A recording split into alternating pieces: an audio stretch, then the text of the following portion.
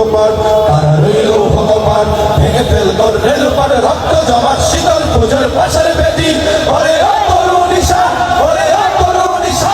বৈষম্য বিরোধী ছাত্র আন্দোলনে শহীদ ও আহতদের স্মরণে টিএসসি চত্বরে জুলাই স্মৃতিচারণ অনুষ্ঠিত হয়েছে।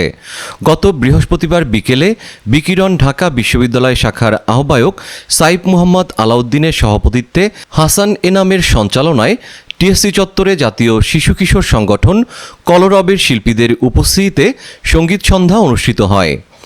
অনুষ্ঠানে জুলাই বিপ্লবে আহত শিক্ষার্থী ও শহীদ পরিবারের সদস্যসহ বিশ্ববিদ্যালয় শিক্ষক, সংগঠক, লেখক, গবেষকরা বক্তব্য রাখেন।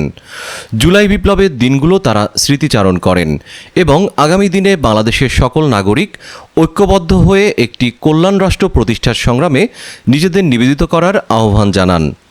এ সময় স্মৃতিচারণ করেন ঢাকা বিশ্ববিদ্যালয়ের অধ্যাপক ডক্টর মোহাম্মদ তানজিম উদ্দিন খান, অধ্যাপক শামসুল আলম খান, সহকারী অধ্যাপক আরিফুল ইসলাম অপু, সংগঠক ও সমাজকর্মী শেখ ফজলুল করিম মারুফ, এম শোয়াইব, জামাল উদ্দিন মোহাম্মদ খালিদ, অ্যাক্টিভিস্ট তুহিন খান সহ বিভিন্ন পাবলিক ও প্রাইভেট বিশ্ববিদ্যালয়ে আন্দোলনে নেতৃত্বদানকারী শিক্ষার্থীবৃন্দ।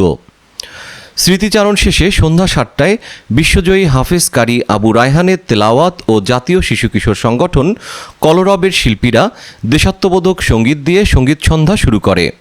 সঙ্গীত শিল্পীদের সুললিত কণ্ঠে হাম্প নাত ও জাগরণী সঙ্গীতের বিপ্লবী আবহ ঢাকা বিশ্ববিদ্যালয়ের সাধারণ শিক্ষার্থী ও আগত শ্রোতারা উপভোগ করেন।